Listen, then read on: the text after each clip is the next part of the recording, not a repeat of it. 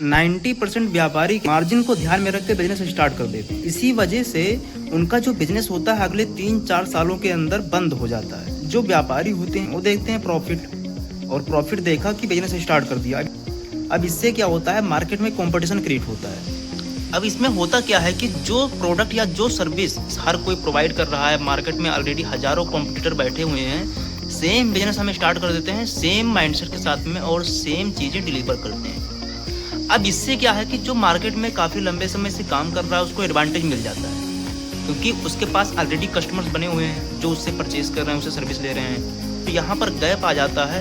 हमारे पास में शुरुआती कस्टमर लाने में बहुत बड़ी प्रॉब्लम होती है, क्योंकि हमने मार्केट की नीड को नहीं पकड़ा। इसमें हमें करना क्या होता है, हमें सबसे पहले तो जो हमारा सामने वाला जो कॉम्पिटिटर है, जो प्रोडक्ट या जो सर्विस प्रोवाइड कर रहा है, उसका रिव्यू देखना है, कस्टमर से रिव्यू लेना है कि उनका कैसा रिस्पॉन्स है। अब उसमें जो एडवांटेज है उसको तो कॉपी करना ही करना है, लेकिन दूसरी चीज़ आपको ध्यान में रखते हुए काम करना है कि जो कस्टमर्स हैं उसके, उन कस्टमर से फीडबैक लेना है, उनमें क्या क्या कमियां हैं जिसको हम इम्प्रूव कर सकते हैं। सबसे पहली चीज़ आपको उन चीज़ों को इम्प्रूव करना है अपने प्रोडक्ट में, अपनी सर्विस में।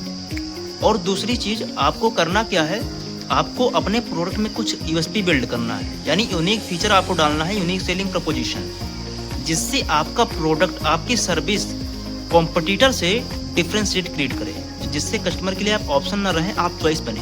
तो हमें कस्टमर के लिए ऑप्शंस ना बन के हमें कस्टमर की चॉइस बनना है। मार्केट में ऑलरेडी बहुत सारे कॉम्पिटिटर मौजूद हैं, हमें अगर उसी फील्ड में स्टार्टअप करना है, उसी फील्ड में बिजनेस करना है, उसी प्रोडक्ट या उसी सर्विस को हमें सेल करना है, हमें डिफरेंशिएट बिल्ड करना पड़ेगा। इसके लिए कुछ फ्रेमवर्क भी होते हैं, entry barrier, exit barrier. Entry barrier में क्या होता है, इस तरीके से आपको स्ट्रेटजी बिल्ड करना है कि जो आपका कॉम्पिटिटर है आपको कॉपी ना कर पाए, ताकि वो आपके धंधे में घुस ना पाए। दूसरी चीज आपको बिल्ड करना है एग्जिट बैरियर, जो आपका कस्टमर है आपको छोड़ कर ना जाए, उसके लिए रीजन देना है आपको कस्टमर को। कोई लॉयल्टी बेनिफिट्स दे सकते हैं, या फिर आप कुछ फ्री ऑफ कॉस्ट दे सकते हैं, उसमें एडिशनल सर्विसेज प्रोवाइड कर सकते हैं। ये सारे ऑप्शंस होते हैं, मल्टीपल ऑप्शंस होते हैं लॉयल्टी बेनिफिट के।